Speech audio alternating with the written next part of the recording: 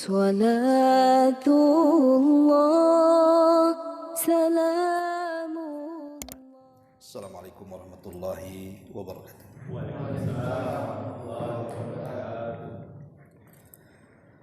Alhamdulillah wassalatu wassalamu ala Rasulillah wa ala alihi wa sahbihi wa mawalah wa la hawla wa la quwata illa billahi wa ba'd.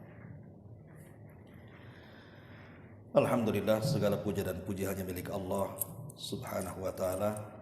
Salawat dan juga salam tentunya kita hadiahkan kepada Rasul kita Nabi besar Muhammad sallallahu alaihi wa ala alihi wasallam. Pembahasan di malam hari ini karena kita sudah berada di ujung bulan Dzulhijjah. Artinya beberapa langkah lagi kita akan masuk di tahun baru Islam, tahun baru Hijriyah, bulan Muharram. Tentu bulan Muharram ini adalah bulan yang penuh dengan sejarah. Kalau kita mau mengupas tentang bulan Muharram ini, memang syarat dengan sejarah. Tapi bukan itu yang kita akan bahas di malam hari ini. Kita akan membahas sisi tauhidnya di bulan Muharram ini.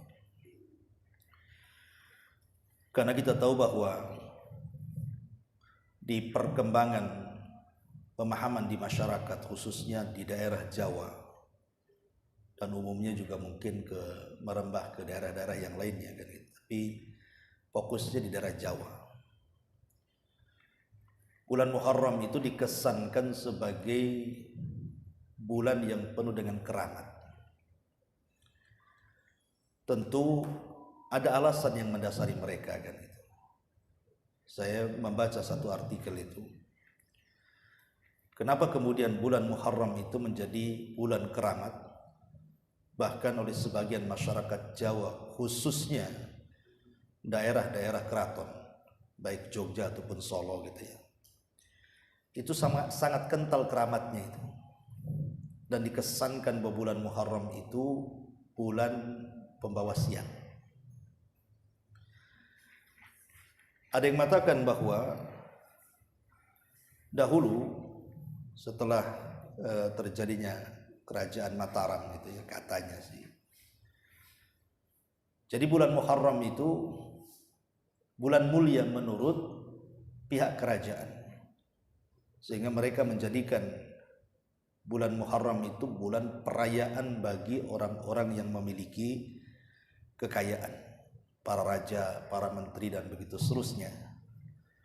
Kalau mereka melakukan acara-acara semacam pernikahan atau yang semacamnya, itu sebuah kemuliaan bagi mereka, dan rakyat biasa tidak bisa menirunya. Jadi kalau sampai meniru itu akan kualat, sehingga akhirnya keyakinan tentang kualatnya orang-orang yang melakukan aktivitas di bulan Muharram itu terus berkembang menjadi sebuah budaya. Makanya banyak orang yang mau menanam saham di bulan Muharram tak jadi, takut bangkrut gitu ya. Mau membangun rumah di bulan Muharram tak jadi, takut roboh. Mau menikahkan putrinya di bulan Muharram tak jadi, nunggu bulan depan karena nanti takut cerai. Macam-macam ya. Jadi kesankan bulan Muharram itu sebagai bulan sial. Bahkan disebutkan juga dalam kepercayaan masyarakat Jawa itu, bulan Muharram itu kan disebut bulan Suro ya oleh mereka itu.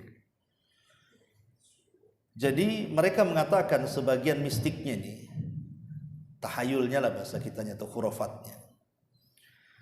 Jadi bulan Muharram ini sebagaimana penanggalan Jawa, itu kan juga termasuk tahun baru dalam budaya Jawa. Jadi hampir mirip dengan budaya Islam juga, tahun baru Islam kan ya. Dan budaya Jawa juga sama, bahwa bulan Syuro itu juga tahun baru. Jadi mereka mengatakan bahwa bulan Syuro juga ini digunakan sebagai awal penanggalan dalam jagat gaib katanya. Jadi mereka mengatakan bahwa alam para makhluk halus seperti jin, setan, siluman dan begitu seterusnya, dan juga arwah-arwah leluhur, konon katanya. Ini kan konon ya, ini kan keyakinan mereka ya. Jadi mereka itu sedang melakukan seleksi alam katanya. Ada seleksi alam pula. Ini mereka mengatakan seperti itu. Makanya orang-orang tua dulu, saya pun heran ya kan. Saya ini orang Jawa Barat, saya masih kecil-kecil masih ingat kalau datang bulan Syuro atau bulan Muharram itu banyak orang-orang tua itu yang merendam keris. Jadi keris-keris peninggalan zaman Belanda tuh, zaman perang Belanda. Itu di Jawa Barat tuh, di tempat saya, kalau datang bulan Syuro itu orang-orang tua dulu itu mereka merendam keris. Jadi keris-keris pusaka itu direndam. Rupanya ada keyakinan tadi. Karena untuk membuang sial yang datang dari alam-alam gaib tadi, yang sedang menyeleksi alam tadi. Nah ini kan keyakinan khurafat, ikhwan. Nanti saya akan jelaskan macam mana bulan yang mulia dikesankan bulan khurafat. Ma'asyiral muslimin yang dimuliakan Allah Azza wa Jalla. Lain pula orang-orang Iran. Kalau tadi kan orang Jawa, ini loncatnya jauh kali nih, sampai ke negara Iran. Orang-orang Syiah di Iran itu justru kalau datang bulan Muharram, terutama tanggal 10 bulan Muharram, mereka mengadakan acara berkabung namanya. Kalau orang Cina itu kan buat acara Imlek kan senang-senang tuh, nyalain kembang api gitu kan, makan-makan, senang-senang lah kalau orang Cina ketika Imlek itu. Ini orang Iran pula sedih-sedih ya, terbalik, yang satu senang, yang satu sedih pula kan itu ya.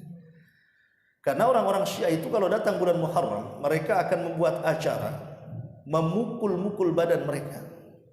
Untuk melihat di YouTube tuh, bagaimana mereka itu kemudian rame-rame membawa pedang, membawa besi, membawa pisau, membawa apalah pokoknya, rantai, kemudian dipukul-pukulan di badan. Tidak laki-laki, tidak perempuan, bahkan anak bayi yang digendong saya diketuk kepalanya biar keluar darahnya.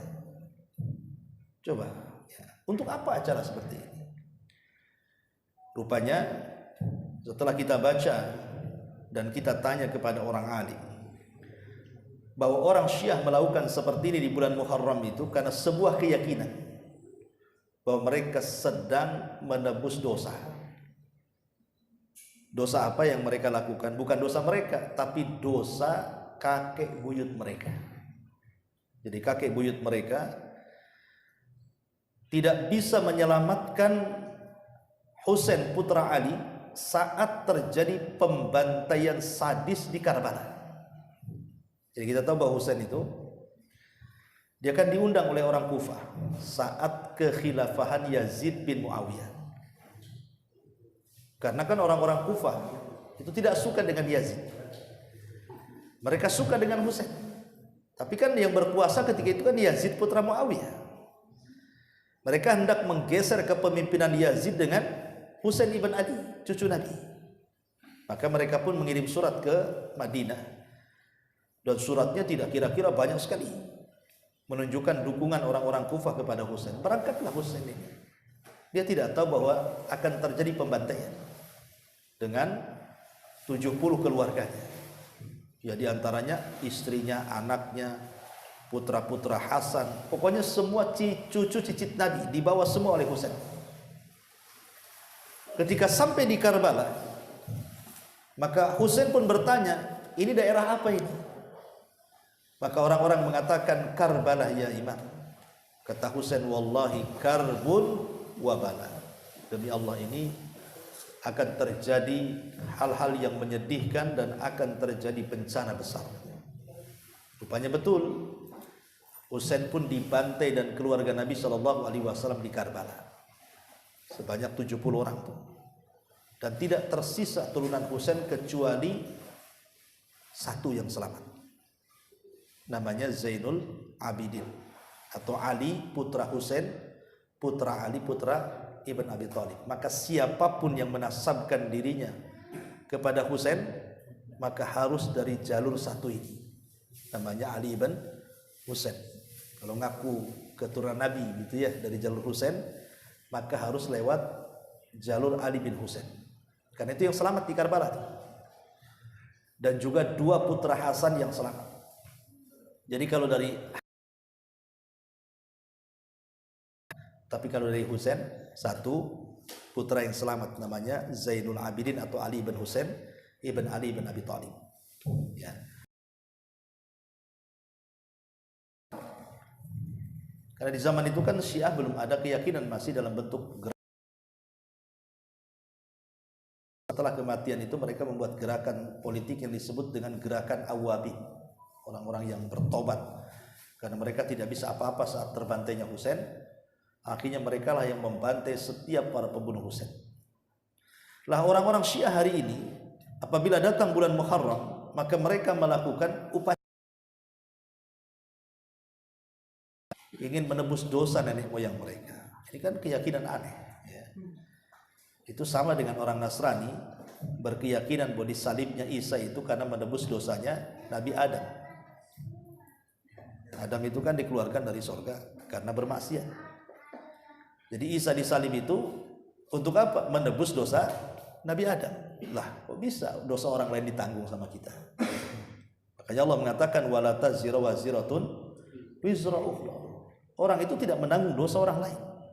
Kenapa kemudian dalam rangka menebus dosa orang kan gitu? Dosa kita aja banyak, mau nebus dosa orang pula kan? Enggak masuk di akal. Ya.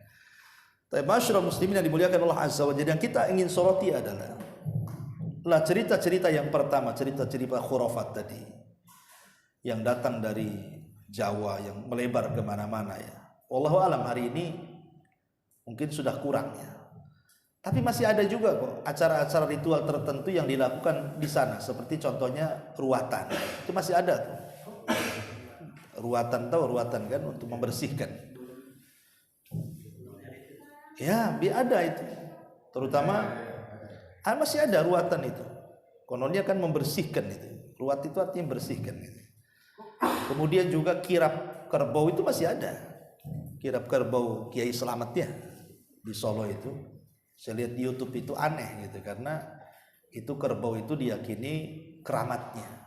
Jadi kalau menyentuh, memegang itu dapat berkah katanya. Bahkan kotorannya saja itu penuh dengan berkah. Banyak kemudian yang mengambil kotorannya untuk dibawa pulang ke rumah. Untuk apa? Untuk ngepel rumah. Dipel rumah itu. Lihatlah di YouTube. Dipel rumah itu dengan kotoran kerbau bule itu. Katanya membawa berkah. Kalau menurut saya bukan berkah, bau yang ada kan. Mana ada berkah? Bau lah yang ada, rumah dikasih tai kerbau pula kan. Tapi begitulah kan gitu. Keyakinan-keyakinan masih ada. Atau larungan membuang kepala kerbau di pantai laut selatan dan begitu terus kan masih ada budaya-budaya seperti itu kan. Apa maksudnya coba? Mereka memaksudkan tadi bahwa menganggap bulan Muharram itu bulan sial dengan cara ritual-ritual seperti itu. Mereka meyakini itu membuang sial kan. Nah ini kan masalah besar ya Pak. Baik, kita akan jelaskan apa itu bulan Muharram. Muharram itu sendiri secara bahasa itu artinya yang diharamkan. Jadi bulan yang diharamkan itu Muharram itu artinya. Apa yang diharamkan?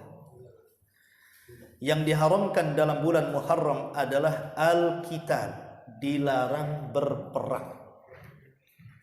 Jadi orang-orang jahiliyah dahulu mereka memuliakan bulan Muharram itu. Dan kemuliaan bulan Muharram itu juga dimuliakan dalam Islam. Sehingga turunlah surah At-Taubah ayat 36. Anda bisa baca surah At-Taubah ayat 36 untuk menunjukkan tentang kemuliaan bulan Muharram. Di mana Allah Subhanahu wa taala mengatakan minha arba'atun hurum, dari 12 bulan itu ada 4 bulan yang sangat sakral, sangat suci, sangat mulia di hadapan Allah. Lah salah satunya bulan Muharram. Jadi yang dilarang di bulan Muharram itu adalah berperang. Yang dilarang itu adalah berperang. Karena di masyarakat tadi yang saya jelaskan itu Ada orang yang masih takut untuk melakukan hajatan pernikahan. Ada orang yang takut untuk menanam modal. Ada orang yang takut untuk membangun rumah. Ada orang yang takut untuk melakukan safar dan lain sebagainya. Itu tidak terlarang di bulan Muharram. Yang dilarang itu perang. Itu berdasarkan nas Quran tuh. Yang dilarang itu berperang bulan Muharram itu. Adapun aktivitas yang lain layaknya bisa dilakukan di bulan-bulan yang lainnya, maka di bulan Muharram bisa dilakukan. Kalau menikah di bulan yang lain boleh, di bulan Muharram juga boleh.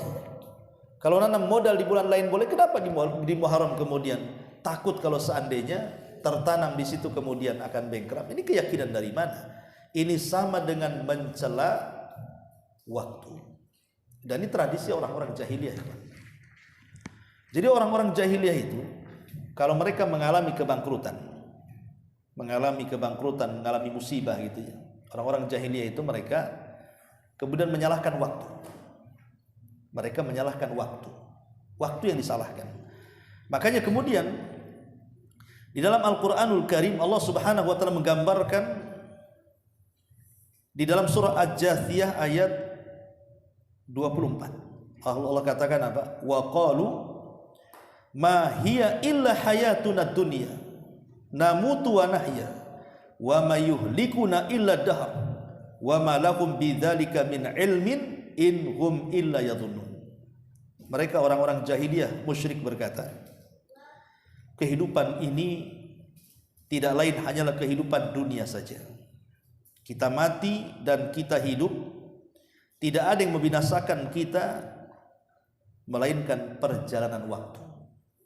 Lihat orang-orang jahiliyah ini, mereka menasabkan bahagia celaka kepada waktu.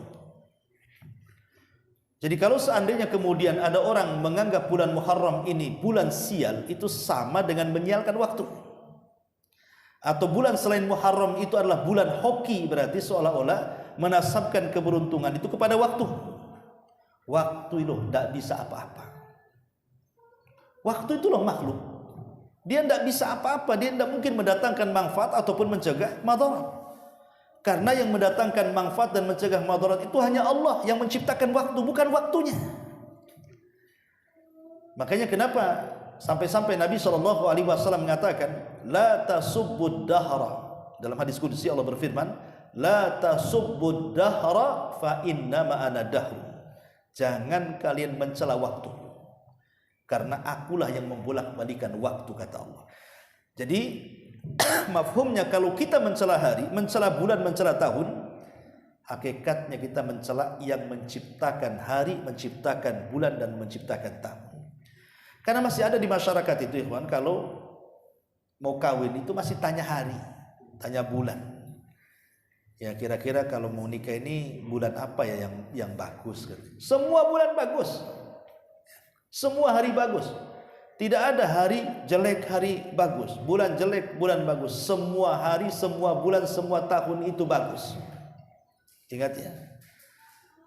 Kenapa demikian? Karena Allah yang menciptakannya. Allah yang menciptakan, ada hari, ada minggu, ada bulan, ada tahun. Berarti kalau kita menganggap ini bulan tak bagus, berarti sama dengan mencela yang menciptakannya, Allah Subhanahu wa taala. Ini bahaya. Ya. Makanya kenapa Allah Subhanahu wa taala sampai mengatakan yu'dzini ibnu Adam. Allah berfirman, manusia telah menyakiti aku, kata Allah.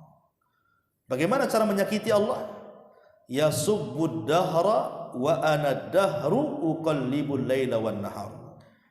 Dia mencaci maki masa, padahal aku adalah pemilik dan pengatur masa, akulah yang mengatur adanya siang dan malam, kata Allah. Berarti kalau menganggap bulan Muharram ini bulan sial, berarti hakikatnya kita telah menyakiti Allah Subhanahu wa taala. A'udzubillah ya.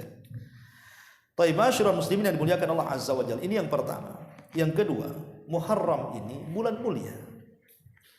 Saking mulianya sampai tidak ada bulan dalam setahun yang dinasabkan atau diidhofahkan ataupun disandarkan kepada Allah selain bulan Muharram.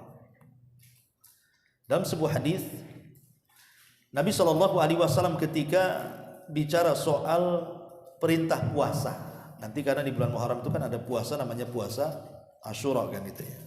Tapi secara umum puasa di bulan Muharram itu sangat dianjurkan. Apa kata Nabi Shallallahu Alaihi Wasallam? Siyamu afdalus siyami ba'da Ramadan. Afdalus siyami ba'da Ramadan siyamu syahrillahil muharram, kata Rasul.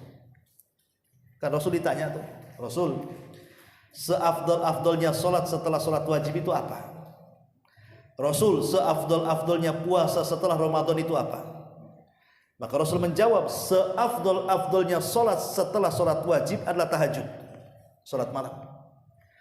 Dan seafdal-afdalnya puasa setelah Ramadan adalah puasa di bulan Allah. Lihat, Rasul katakan di bulan Allah. Kemudian Rasul mengatakan bulan Muharram. Jadi kalimat syahrullah, bulan Allah ini hanya dinisbatkan kepada Muharram saja. Ketika sesuatu disandarkan kepada Allah, berarti sesuatu itu mulia, ikhwan. Contoh umpamanya Baitullah, rumah Allah. Masjid ini kan rumah Allah, tapi maksudnya adalah Baitul di sini Ka'bah.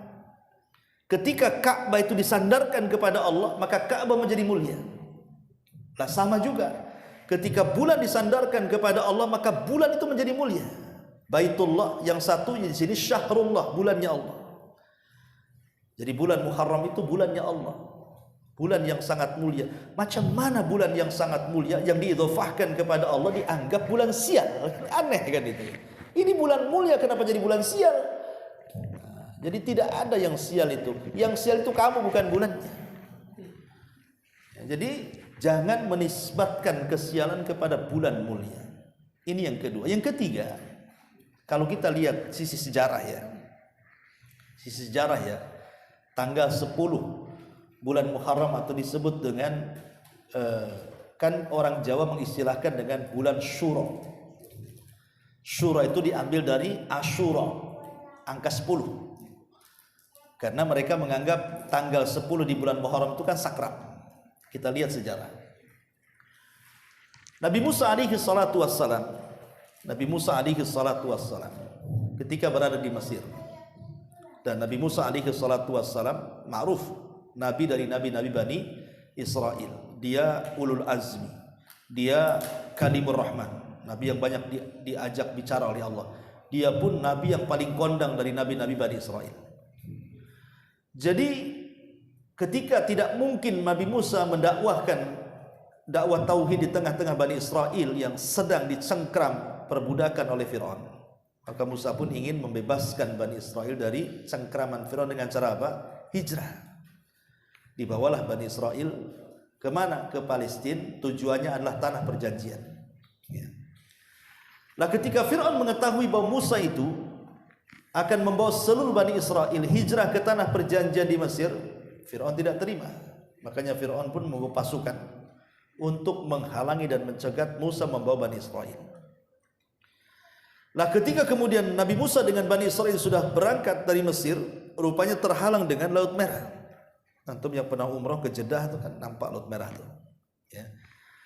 Jadi Nabi Musa dan pasukannya atau Bani Israel terhalang dengan Laut Merah, sementara di belakang mereka tentara Fir'aun, dan sudah nampak sehingga Bani Israel mengatakan kepada Musa, wa inna lamudrakun, wahai Musa, lihat tentara Fir'aun sudah melihat kita, sementara di hadapan kita lautan, mau pergi kemana kita, katanya. Ini sama dengan bunuh diri namanya. Tapi Musa meyakinkan Bani Israel dan mengatakan, inna ma'iyallah, saya tenang, kebersamaan kita dengan Allah, pasti Allah carikan jalan keluarnya, katanya. Maka ketika itulah Allah perintahkan Musa untuk memukul tongkatnya. Dipukul tongkat, terbelahlah lautan menjadi 12 jalan. Ya, kenapa 12 jalan? Karena Bani Israel 12 kabilah ya. Lewatlah kemudian 12 kabilah dari 12 jalan itu. Setelah kemudian Bani Israel dan Musa sudah berada di ujung Laut Merah, sementara Fir'aun menyusul dan disangka jalan sampai di tengah lautan, tiba-tiba Musa pun diperintah untuk memukul kembali lautan. Rupanya lautan itu bersatu kembali dan menenggelamkan Fir'aun. Peristiwa tenggelamnya Fir'aun ini terjadi di tanggal 10 bulan Muharram. Jadi tenggelamnya Fir'aun dan bala tentaranya itu terjadi di tanggal 10 Muharram. Dan itu disaksikan oleh Musa dan Bani Israel.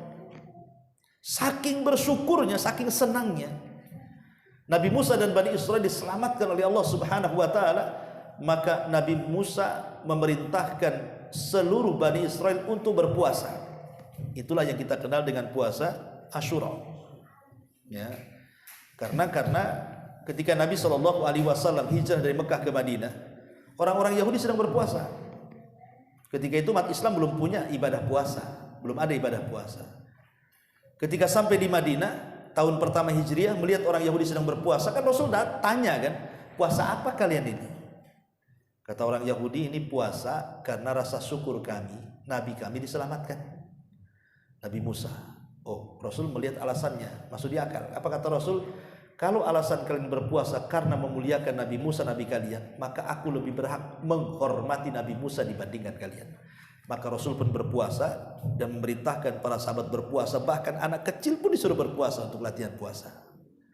Dan itulah puasa wajib pertama sebelum ada Ramadan, tanggal 10 bulan Muharram. Baru setelah tahun kedua Hijriah ada perintah puasa Ramadan. Maka kewajiban puasa Asyura dimansuh, dihilangkan menjadi sunnah. Karena Islam sudah punya Ramadan kan? Ya. Lah dari sini kita tahu bahwa konteks sejarah mengatakan bahwa tanggal 10 bulan Muharram itu adalah konteksnya bersyukur, bersenang-senang. Karena Nabi Musa kan senang diselamatkan dari Fir'aun.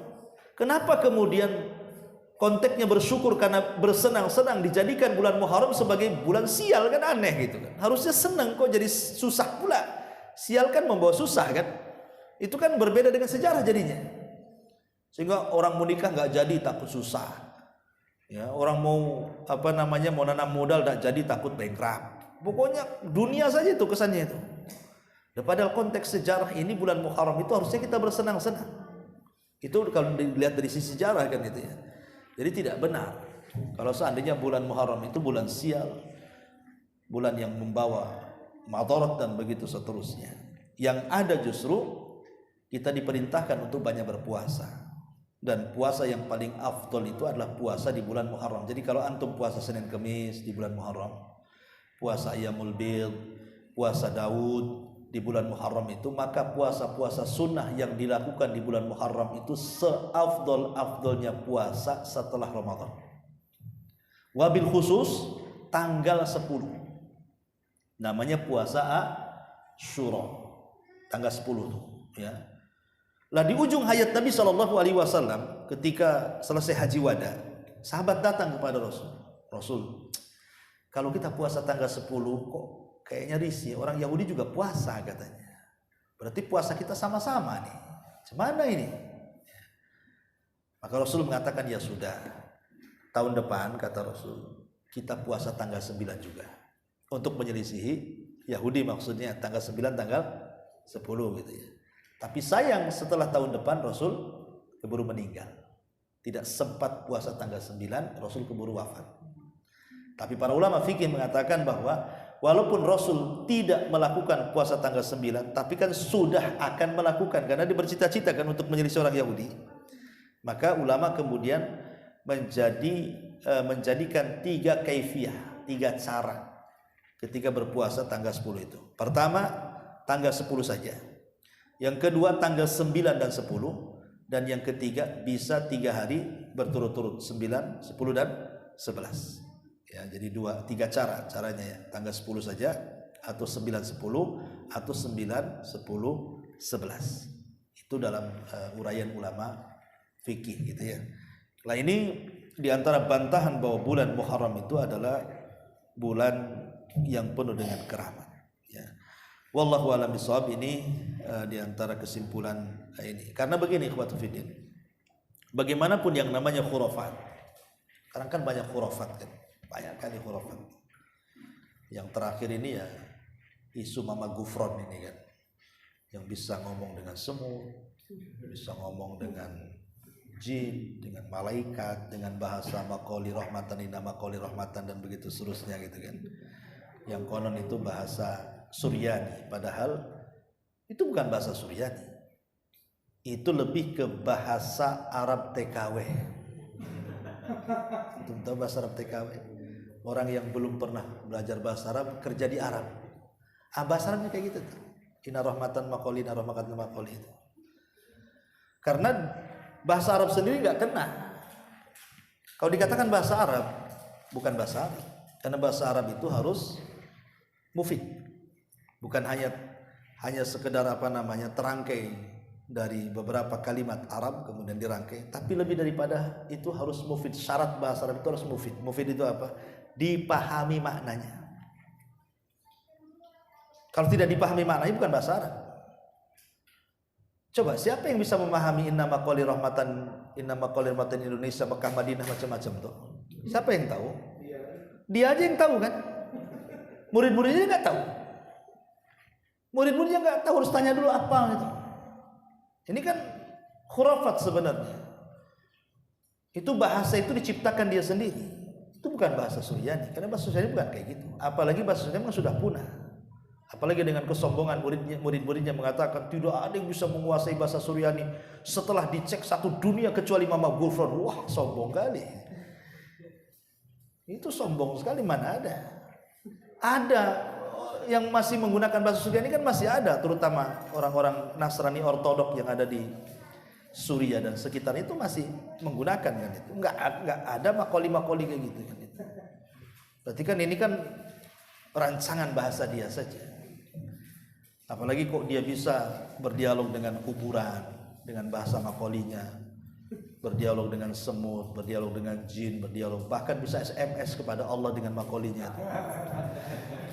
Aneh kan? Itu kan khurafat, ikhwan. Yang saya heran itu bukan masalah kalau orang buat khurafat itu sih banyak kan. Tapi betul kata orang Arab itu, likulli sakitin lakin. Setiap barang jatuh itu ada yang mungut. Artinya sesat apapun orang itu mendakwahkan dakwah kesesatan, ada saja pengikutnya. Itu masalahnya. Jadi kan ada aja pengikutnya. Yang saya herankan itu pengikutnya pakar-pakar baca kitab pula. Aneh kan itu. Ya entah apa maksudnya, tapi ini bisa menyesatkan orang karena khurafat semuanya isinya. Khurafat ikhwan. Ya, lama-lama dia aku nabi pula. Karena sudah ada mengarang-arang ke situ kan. Dengan mengarang-arang hadis palsu dinasabkan kepada Rasul. Itu berkali-kali dia menyebutkan hadis Nabi, kemudian menyebutkan kalimat inna maqali rahmatan. Tidak ada di induk hadis itu lafaz hadis seperti itu, tidak ada. Cek Bukhari, Muslim, Abu Dawud, Tirmidzi, Nasai, tidak ada kalimat itu. Hanya dia aja ngarang. Nah ini kan khurafat-khurafat seperti ini masih ada dan dipercayai masyarakat. Itu yang heran saya. Padahal dunia ini orang sudah bahasa sudah sampai ke bulan bahasanya kan. Masih ada saja orang percaya seperti ini. Nah ini karena tadi rendahnya pengetahuan akidah kita, rendahnya pengetahuan tauhid kita, sehingga mudah saja dibohongi orang-orang yang mencari dunia. Hakikatnya kan mencari dunia. Saya katakan dia lebih ke orang gila dibandingkan orang waras sebenarnya. Betul ya. Karena semua ajarannya menyimpang dari Islam. Alhamdulillah ya. Wallahu a'lam. Taib, sebelum saya tutup kalau ada yang bertanya, silakan.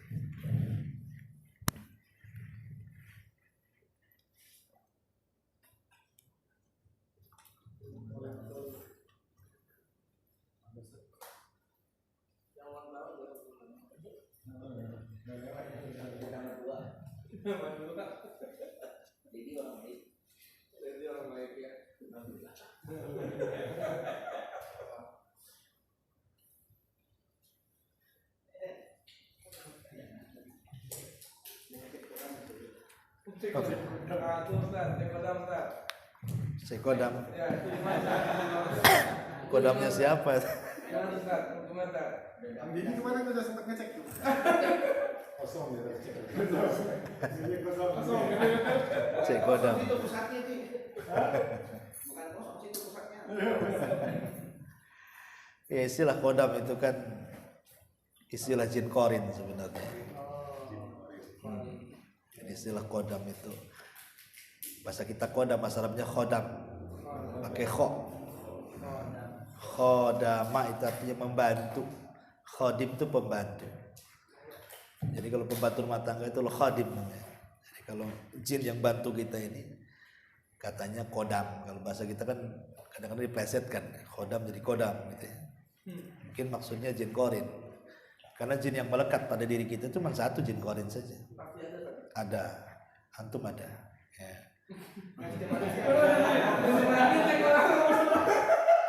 Semua orang punya jin korin. Dan tidak bisa lepas jin korin dari badan kita sampai kita wafat. Bisa dilihat? Hah? Bisa dilihat? Tidak bisa.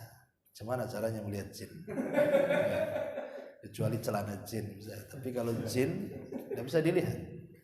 Kenapa? Karena teks Al-Quran yang mengatakan, di mana Allah mengatakan, innahu huwa wa qabiluhu innahum yarakum innahu yarakum huwa wa qabiluhu min haitsu la tarawna. Sesungguhnya dia melihat kalian, dia dan kabilahnya, iblis dan kabilahnya, dari arah yang kalian tidak bisa melihat mereka. Mereka melihat kita, kita pula tak melihat mereka.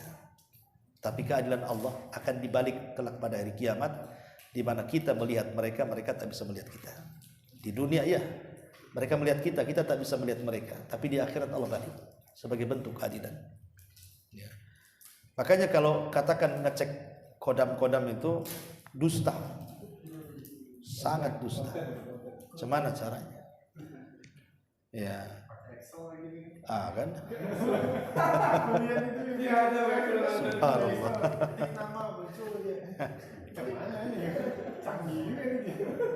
Jadi tidak bisa. Ya mungkin kalau dalam dunia perdukunan bisa saja, permainan syaitan kan gitu ya. Dalam dunia perdukunan kan bisa saja.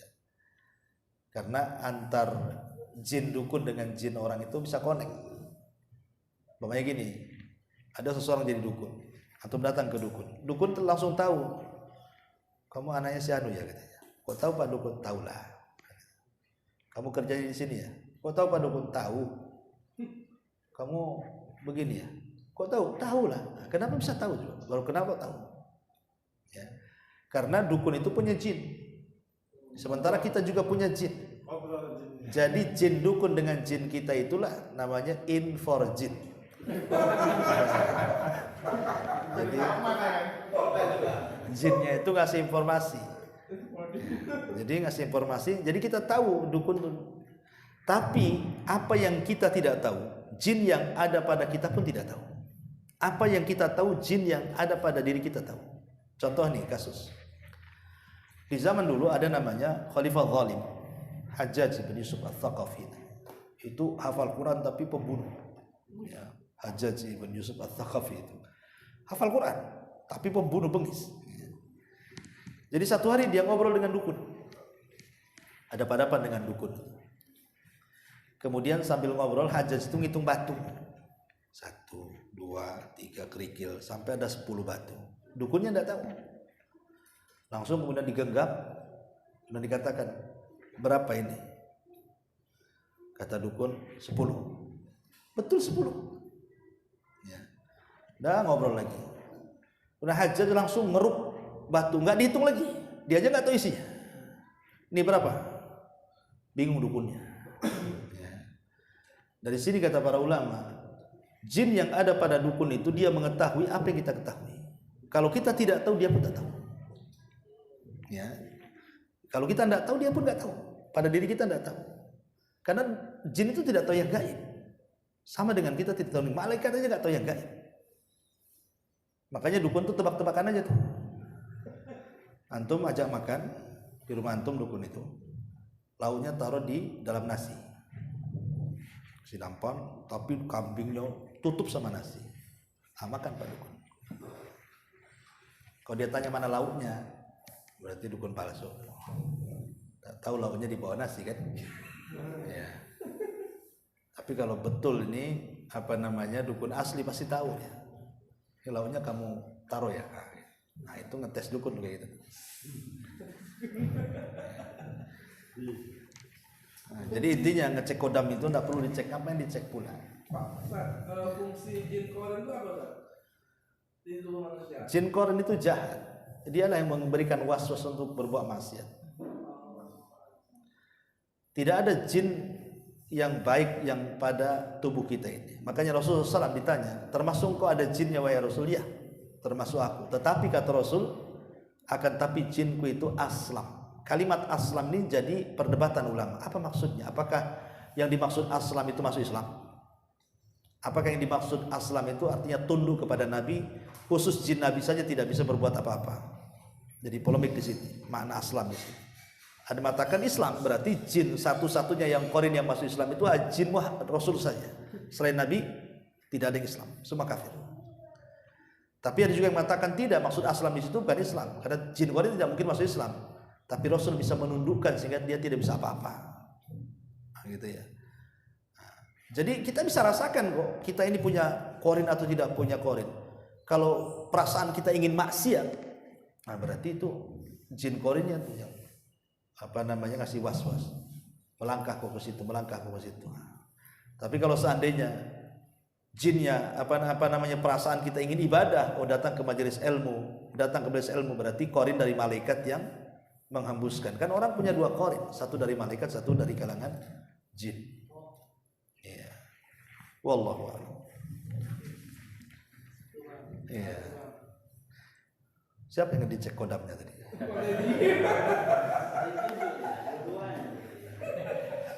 Kalau yang di Rukia itu yang jin kodamnya. Yang di Rukia itu jin-jin macam-macam. Orang di Rukia itu kan satu. Pertama, mungkin jin kiriman dari tukang-tukang sihir. Atau jin yang tidak dikirim, dia jin iseng aja.